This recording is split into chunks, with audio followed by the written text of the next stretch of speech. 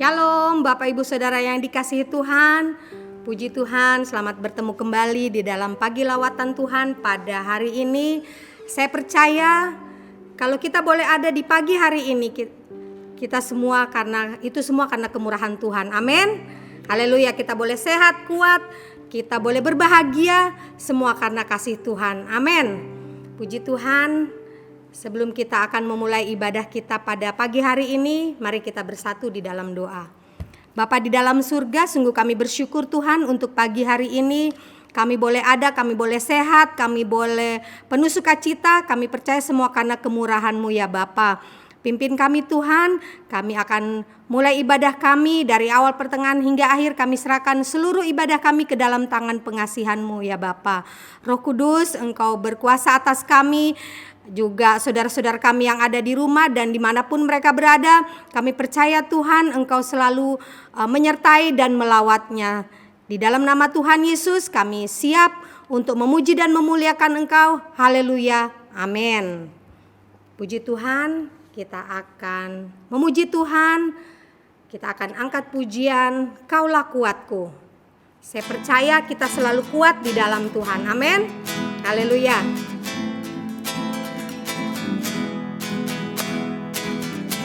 Meskipun musuh di depanku, rintangan menghadang langkahku, tahu sungguh Engkau bersamaku.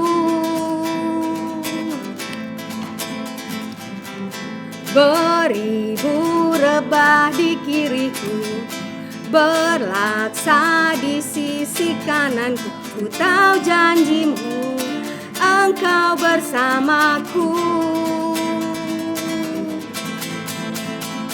Takkan pernah goyah keyakinanku pada diri-Mu, Yesus Tuhanku. Tiada yang seperti diri-Mu. Kaulah kuatku, kebanggaanku, gunung batu dan keselamatanku.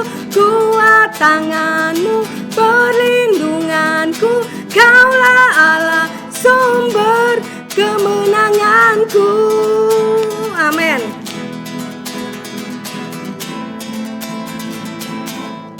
Haleluya. Meskipun musuh di depanku, rintangan menghadang langkahku, tahu sungguh Engkau bersamaku. Amin. Beribu rebah di kiriku, berlaksa di sisi kananku, ku tahu janji-Mu Engkau bersamaku. Takkan pernah goyah keyakinanku pada diri-Mu, Yesus Tuhanku. Tiada yang seperti diri-Mu. Kaulah kuatku, kebanggaanku, gunung batu dan keselamatanku. Kuat tangan-Mu, perlindunganku. Kaulah Allah, sumber kemenangan. Kaulah kuatku, kebanggaanku, gunung batu dan keselamatanku. Kuat tangan-Mu, perlindunganku. Kaulah Allah, sumber kemenanganku.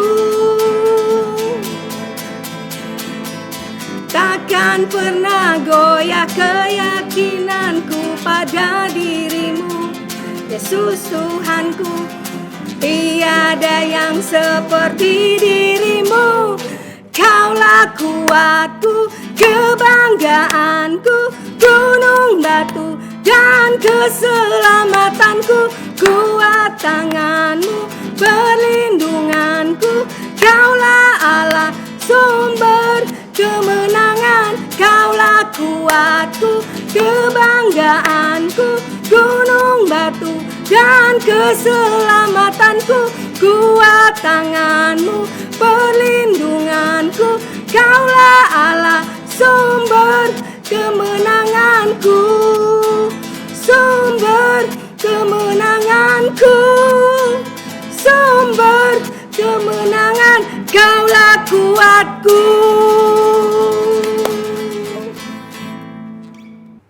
Kita tunduk kepala, kita mau berdoa untuk firman yang disampaikan. Bapa kami yang di surga, kami ucap syukur dan terima kasih ya Tuhan atas segala apa yang kami boleh terima. Kalau pada pagi hari ini ya Tuhan, di pagi lawatan Tuhan, kita boleh berjumpa kembali, kami boleh bertemu. Kami percaya ini bukan karena kuat gagah kami, namun ini kami percaya penyertaan Tuhan atas hidup kami hari lepas hari Tuhan. Terima kasih Tuhan, berkati kami semua mau mendengarkan firman Tuhan. Hanya dalam nama Tuhan kami, Yesus Kristus, kami telah berdoa dan ucap syukur. Haleluya. Amin. Bapak Ibu Saudara yang dikasihi Tuhan, pada pagi hari ini kita langsung buka Alkitab kita, yaitu di Markus 2 ayat yang pertama dan yang ke-12 sampai dengan yang ke-12. Kita akan bersama-sama membaca dari Markus 2 ayat yang pertama sampai dengan yang ke-12. Perikopnya yaitu tentang orang lumpuh disembuhkan. Kemudian sesudah lewat beberapa hari, waktu Yesus datang lagi ke Kapernaum, tersiarlah kabar bahwa ia ada di rumah. Maka datanglah orang-orang berkerumun sehingga tidak ada lagi tempat, bahkan di muka pintu pun tidak. Sementara ia memberitakan firman kepada mereka, ada orang-orang datang membawa kepadanya seorang lumpuh, digotong oleh 4 orang. Tetapi mereka tidak dapat membawa kepadanya karena orang banyak itu. Lalu mereka membuka atap yang di atasnya. Sesudah terbuka, mereka menurunkan tilam. Tempat orang lumpuh itu terbaring. Ketika Yesus melihat iman mereka, berkatalah ia kepada orang lumpuh itu, "Hai anakku, dosamu sudah diampuni." Tetapi di situ ada juga duduk beberapa ahli Taurat. Mereka berpikir dalam hatinya, "Mengapa orang ini berkata begitu? Ia menghujat Allah. Siapa yang dapat mengampuni dosa selain daripada Allah sendiri?" Tetapi Yesus segera mengetahui dalam hatinya bahwa mereka berpikir demikian. Lalu ia berkata kepada mereka, Mengapa kamu berpikir begitu dalam hatimu? Manakah lebih mudah mengatakan kepada orang lumpuh ini, dosamu sudah diampuni, atau mengatakan, bangunlah, angkatlah tilammu dan berjalan? Tetapi supaya kamu tahu bahwa di dunia ini anak manusia berkuasa mengampuni dosa. Berkatalah ia kepada orang lumpuh itu, Kepadamu kukatakan, bangunlah, angkatlah tempat tidurmu, dan pulanglah ke rumahmu. Dan orang itu pun bangun, segera mengangkat tempat tidurnya, dan pergi keluar di hadapan orang-orang itu. Sehingga mereka semua takjub melihat kemuliaan Allah. Katanya yang begini belum pernah kita lihat. Bapak Ibu Saudara yang dikasihi Tuhan, kalau kita baca perikop di atas bahwa ini merupakan bagaimana kisah di Alkitab seorang lumpuh yang disembuhkan di Kapernaum oleh Tuhan Yesus sendiri.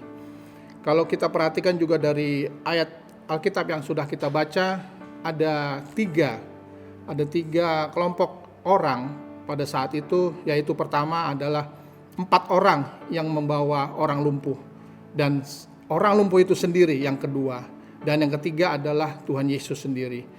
Bapak Ibu Saudara sekalian, kalau kita perhatikan bahwa kenapa Tuhan Yesus mau menyembuhkan orang ini, dan juga kenapa orang ini bisa disembuhkan oleh Tuhan Yesus.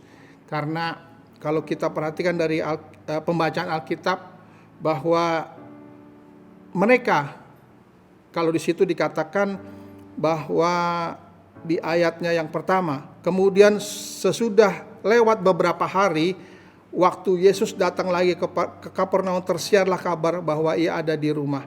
Jadi sebenarnya Tuhan Yesus itu sudah beberapa kali datang ke Kapernaum gitu. Dan ini adalah waktu yang keberapa untuk Tuhan Yesus datang ke Kapernaum. Jadi kalau di sini dikatakan waktu Yesus datang lagi. Kalau dia datang lagi berarti Tuhan Yesus sering datang ke Kapernaum untuk memberitakan firman Tuhan. Tetapi kita lihat kesempatan ini benar-benar dimanfaatkan oleh orang lumpuh ini dan dibantu oleh 4 orang. Mereka membawa orang lumpuh ini untuk berusaha bertemu dengan Tuhan Yesus. Di sana juga dikatakan waktu mereka datang sudah begitu banyak orang berkumpul di sana sehingga mereka tidak bisa masuk ke dalam. Apa usaha yang dilakukan untuk mendapatkan kesembuhan? Bapak Ibu Saudara, di zaman sekarang begitu banyak orang juga lumpuh, dalam arti lumpuh imannya, lumpuh dalam kesempatan untuk bisa bersama-sama dengan berhubungan dengan keluarga, berhubungan juga dengan istri dan suami. Begitu banyak kesukaran-kesukaran yang ada di zaman sekarang. Nah, bagaimana kita menyiasati itu supaya kita juga bisa menerima kuasa iman, mendapatkan kesembuhan? Yang pertama ialah supaya kita bisa mendapatkan kuasa iman, kesembuhan, kita memerlukan waktunya Tuhan. Bagaimana kita bisa menerima waktunya Tuhan? Kalau kita lihat di situ Tuhan tadi sesuai dengan ayat yang kita baca, Tuhan Yesus beberapa kali datang ke Kapernaum. Tetapi 4 orang ini dan juga orang lumpuh ini memanfaatkan waktu yang tepat untuk bisa bertemu dengan Tuhan Yesus. Begitu pula dengan kita, Bapak Ibu Saudara yang kasih Tuhan. Kita melihat bagaimana waktu yang tepat kita boleh bertemu dengan Tuhan Yesus. Bapak Ibu Saudara sekalian, sebenarnya Tuhan sudah menaruh iman di dalam hati kita kepada setiap orang yang ada. Kita lahir sudah menerima iman dan kebenaran pada saat itu. Jadi iman itu sendiri adalah anugerah yang Tuhan berikan kepada kita. Seperti Paulus juga mendefinisikan iman adalah dasar dari segala sesuatu yang kita harapkan dan bukti dari segala sesuatu yang kita lihat. Jadi iman itu adalah dasar dari segala apa yang menjadi kehidupan kita hari lepas hari. Dan juga iman itu timbul dari pendengaran oleh firman Kristus. Jadi kita harus mendengarkan firman Kristus setiap hari. Dan waktunya kapan? Setiap kita beribadah, setiap kita datang ke gereja, ada persekutuan-persekutuan, di sanalah kita bisa mendapatkan firman Tuhan. Kita mendengar firman Tuhan, itulah waktu yang tepat untuk kita mendapatkan, untuk menambah iman kita untuk Tuhan, bersama dengan Tuhan Yesus. Yang kedua, bagaimana kita bisa menerima kuasa iman, yaitu kita memerlukan usaha. Kalau kita lihat dari perikop yang kita baca di ayatnya yang ke-3 dan 4, empat orang ini menggotong orang lumpuh itu. Jadi ada usaha untuk bisa bertemu dengan Tuhan Yesus pada saat itu.